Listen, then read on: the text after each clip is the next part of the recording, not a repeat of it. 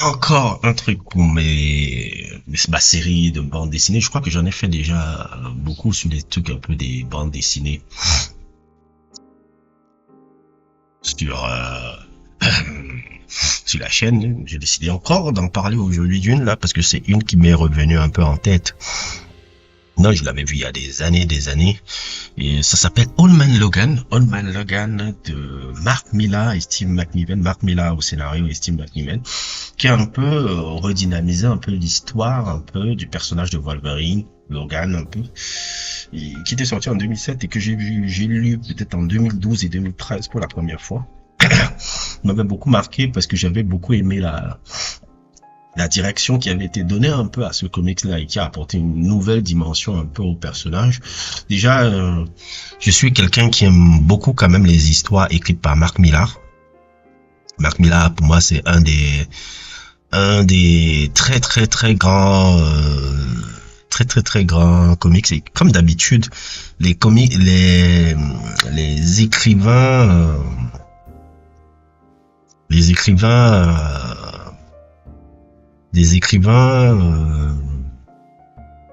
britanniques sont parfois meilleurs que les écrivains américains dans les comics soi-disant super-héros, soi-disant, ou bien même les comics tout court. Les comics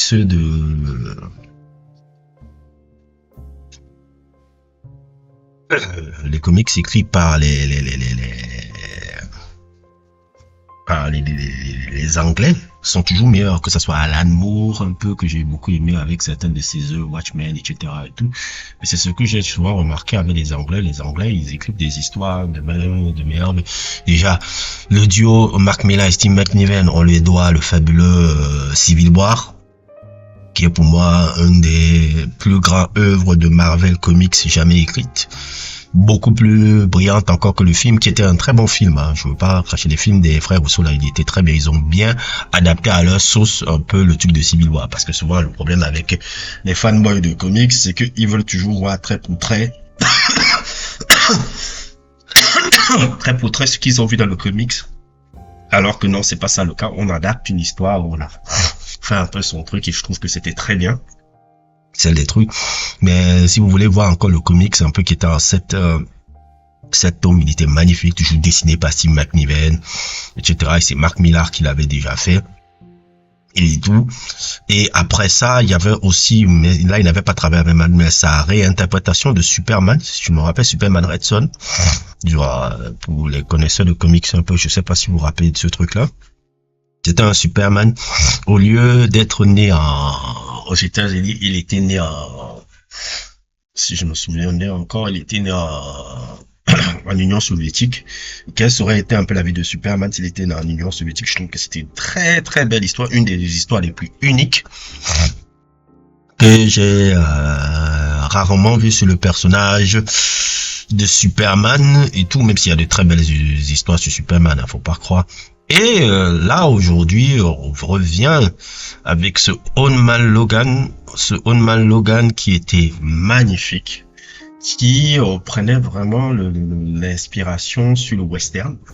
C'est ça pour ça que je l'ai beaucoup aimé, parce que je sais pas si dans les comics de super-héros avant, que ça soit Marvel ou DC et tout, il y avait vraiment des gars qui s'étaient inspirés du western comme celui-là, parce que ça, Old Man Logan, c'est du western, hein, du western complet dans la structure, dans l'histoire, dans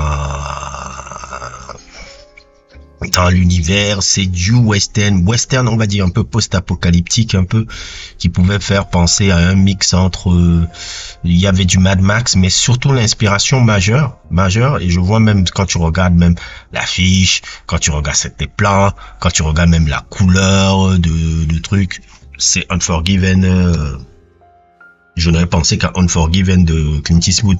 Quand tu regardes le film Unforgiven de Clint Eastwood, clairement, c'est même je dirais même même le plotline de Old Man Logan est inspiré de Unforgiven. Le plotline.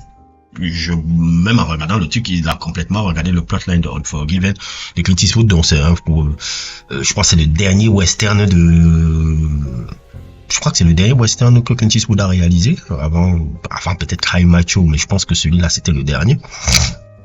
Et tout. Et dans le Old Man Logan, un peu, on voyait un Logan un peu, comment dire, on est dans une timeline où Logan n'est plus, les X-Men sont morts, on n'est plus vraiment dans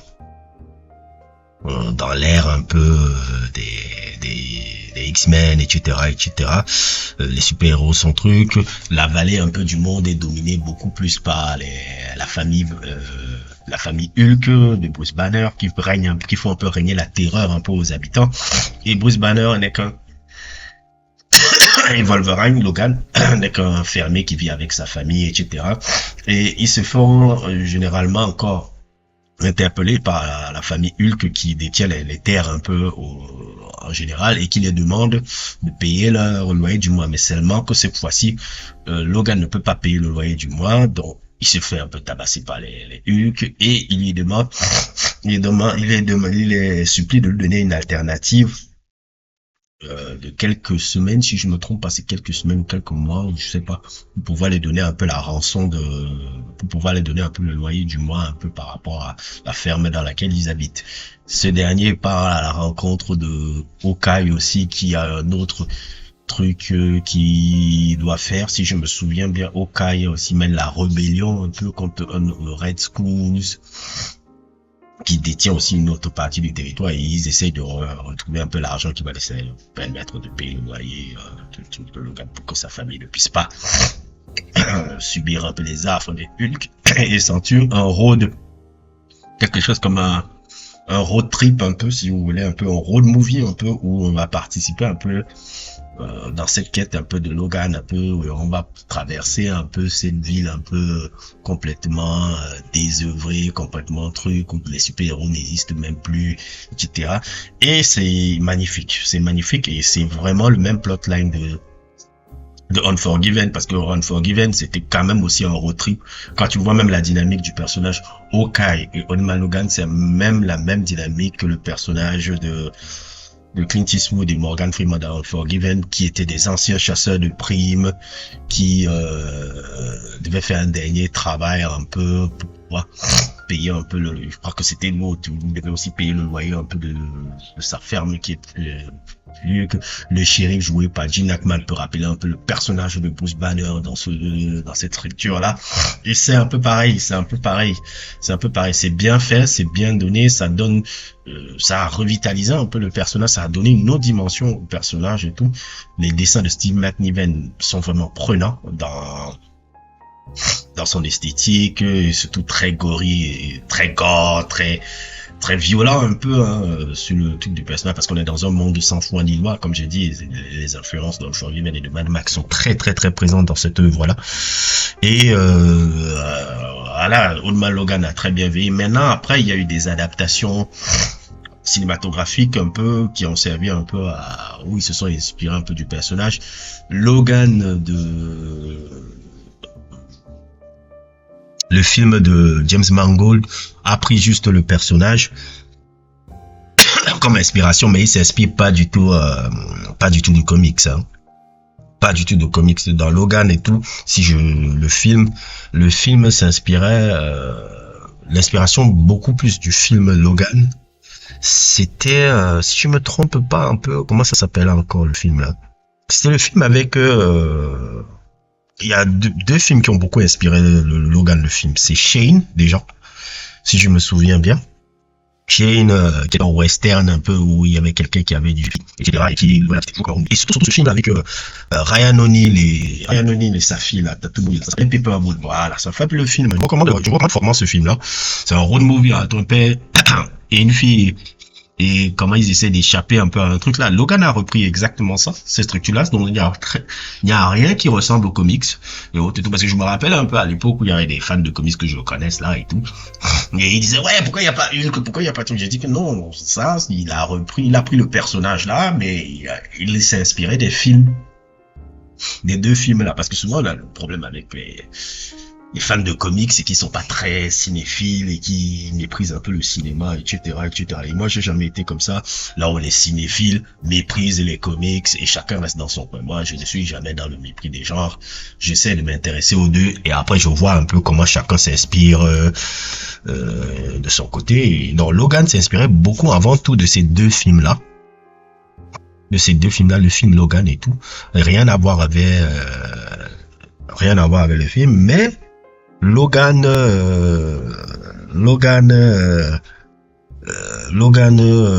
Old Logan, c'était beaucoup plus Unforgiven et tout. Ça a révolutionné le comics.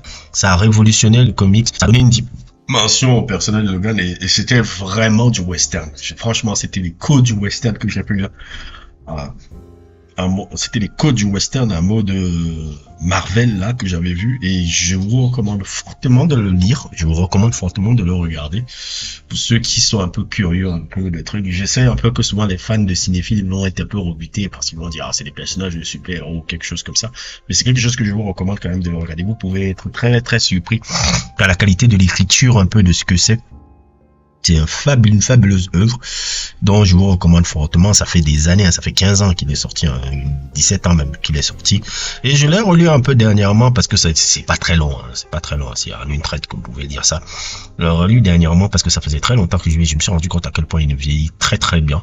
Donc voilà, c'était un peu mon interlude un peu comics comme ça là. N'hésitez pas à liker, n'hésitez pas à regarder. Je crois que j'ai 3 trucs sur comics que j'avais fait. J'avais fait sur Daredevil Born Again, le comics, j'avais fait sur un Superman et je sais plus quoi encore et tout. En tout cas, je vous montrerai dans la description. N'hésitez pas à liker, n'hésitez pas à vous abonner et à plus pour d'autres aventures.